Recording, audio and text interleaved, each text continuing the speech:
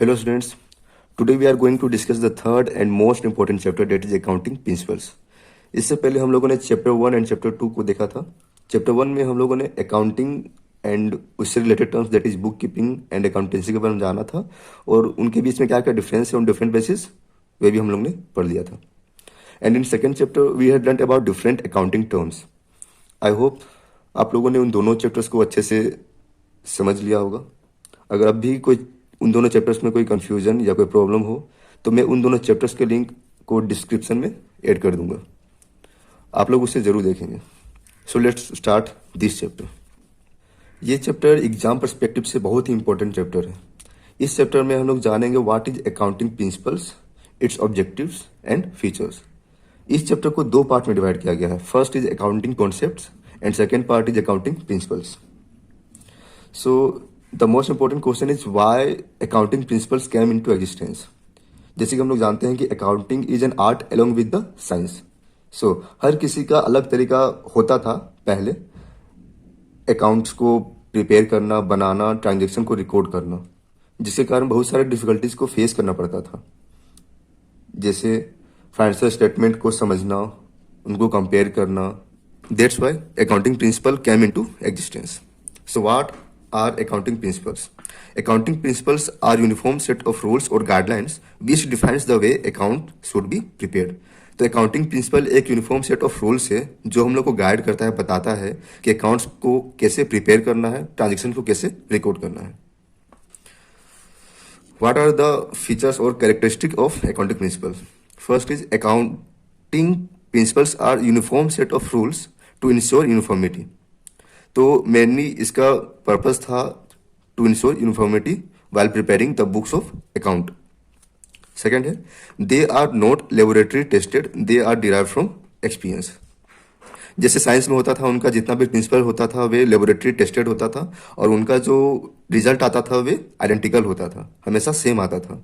अगर to hydrogen items को हम लोग ऑक्सीजन के वन एटम से रिएक्ट करते हैं तो हम लोग को वाटर ऑब्टेन होता है। But in accounting, all these principles are not laboratory tested और इनका रिजल्ट कभी कभी डिफरेंट भी हो सकता है। Third feature is these rules are not static, rigid, but are flexible। ये जितने भी अकाउंटिंग प्रिंसिपल्स है ये रिजिड नहीं है, टफ नहीं है, ये फ्लेक्सिबल है। मतलब with the change in business environment ये प्रिंसिपल ही चेंज हो सकते हैं। बहुत सारे स्टूडेंट्स को लगता है कि अकाउंटिंग प्रिंसिपल्स एंड गाप या गैप, जो आप लोग को अच्छा लगे बोलने में, GAAP, ये दोनों डिफरेंट है। लेकिन मैं आपको बता दूं कि अकाउंटिंग प्रिंसिपल्स और गाप ये दोनों डिफरेंट नहीं है। इन्हीं को जो जनरली पूरा वर्ल्ड एक्सेप्ट करता है, इसलिए अकाउंटिंग प्रिंसिपल्स का दूसरा नाम जनरली एक्सेप्टेड अकाउंटिंग प्रिंसिपल्स भी है। इस चैप्टर को टू पार्ट्स में डिवाइड किया गया है। First part is accounting concept, जिसको हम लोग अकाउंटिंग एजम्पशन भी बोलते हैं। Second part is accounting principles. इस पार्ट में हम लोग मेनली फोकस करेंगे अकाउंटिंग कंसेप्ट्स में, और accounting concepts mainly three types के हैं। First is going concern concept, second is consistency concept and third is actual concept. और accounting principles, different accounting principles को हम लोग नेक्स्ट पार्ट में कवर अप करेंगे। So what is accounting concepts? These concepts guide how transactions should be recorded and reported. Financial statements cannot be prepared without considering these basic concepts or assumption. Accounting concept जो है वे mandatory in nature है, वे सारे business को follow करना पड़ता है in the process of maintaining their accounts और preparing of financial statement. So accounting concepts हम लोग को बताते हैं कि कोई भी ट्रांजेक्शन को कैसे रिकॉर्ड करना है, कैसे रिपोर्ट करना है, कोई भी फाइनेंशियल स्टेटमेंट को कैसे प्रिपेयर करना है, कैसे उसको रिप्रेजेंट करना है। फर्स्ट अकाउंटिंग कॉन्सेप्ट है going concern concept. According to this concept हम लोग ये एज्यूम करते हैं कि जो बिजनेस है वे लॉन्ग टाइम के लिए एग्जिस्ट करेगा फ्यूचर में, वे शॉर्ट टर्म के लिए एग्जिस्ट नहीं करता। It is assume that the business will exist for a long time in the future.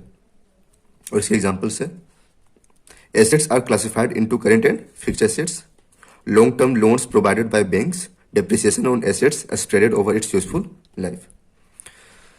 Going concern concept के बेसिस पे ही हम लोग को जितने भी बैंक्स होते हैं वे हम लोग को लॉन्ग टर्म लोन्स प्रोवाइड करते हैं। वे ये सोच के लोन हम लोग को नहीं देते हैं कि 1 साल या 2 साल के लिए बिजनेस एग्जिस्ट करेगा। इंस्टेड वे ये सोचते हैं कि ये जो बिजनेस है लॉन्ग टर्म के लिए रन करेगा, तभी हम लोग को लॉन्ग टर्म लोन प्रोवाइड करते हैं। और इसी कंसेप्ट के कारण हम लोग एसेट्स को 2 पार्ट्स में डिवाइड करते हैं, that is current assets and fixed assets. Current assets short term के लिए एग्जिस्ट करता है और फिक्स्ड एसेट्स जो है वे continuous use in the business के लिए यूज होते हैं। सेकेंड कंसेप्ट है कंसिस्टेंसी कंसेप्ट। ये कंसेप्ट हम लोग को बताता है कि चाहे आप जो भी मेथड ऑफ रिकॉर्डिंग को फॉलो कर रहे हो, वे हर साल कांस्टेंट होना चाहिए, वे हर दूसरे साल बदलना नहीं चाहिए, ताकि जितने भी प्रॉफिट्स हैं उनको हम लोग कंपेयर कर सके, जितने भी फाइनेंशियल स्टेटमेंट है of different firms in the same industry उनको हम लोग कंपेयर कर सकें।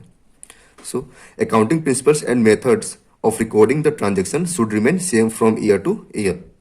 If firm adopts different accounting principles in 2 accounting period, the profits of the current period will not be comparable with the profit of previous year। यानी अगर हम लोग अपने ही बिजनेस के फाइनेंशियल स्टेटमेंट को एक साल से दूसरे साल से कंपेयर करते हैं और हम लोग डिफरेंट मेथड्स ऑफ रिकॉर्डिंग को फॉलो करेंगे तो वे कंपेरेबल नहीं होंगे, क्योंकि हम लोगों ने डिफरेंट मेथड्स ऑफ अकाउंटिंग को फॉलो किया है। इसलिए यूनिफॉर्मिटी बना रहे, इस कारण से हम लोग कंसिस्टेंसी कंसेप्ट को फॉलो करते हैं।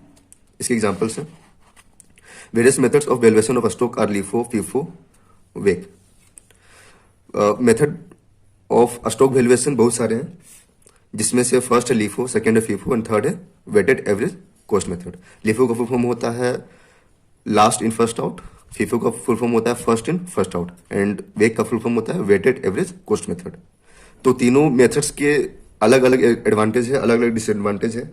किसी में प्रॉफिट कम आता है, किसी में प्रॉफिट ज़्यादा आता है। तो जो भी method of valuation of stock को हम लोग फॉलो कर रहे हैं वे कांस्टेंट होने चाहिए throughout the year and in other years also. Second example है मेथड्स ऑफ चार्जिंग डिप्रिसिएशन।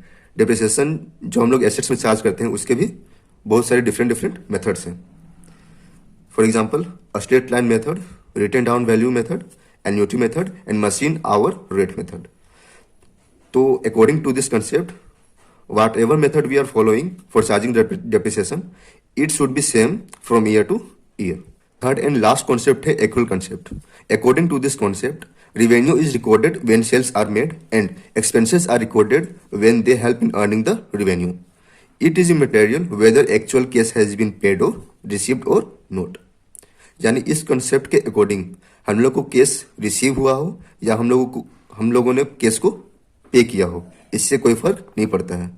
हम लोग ट्रांजैक्शन को उसी समय रिकॉर्ड करेंगे जब हम लोगों ने गुड्स को सेल आउट किया है, और एक्सपेंसेस को उसी समय रिकॉर्ड करेंगे जब उन्होंने हम लोग को हेल्प किया है इन अर्निंग द रेवेन्यू।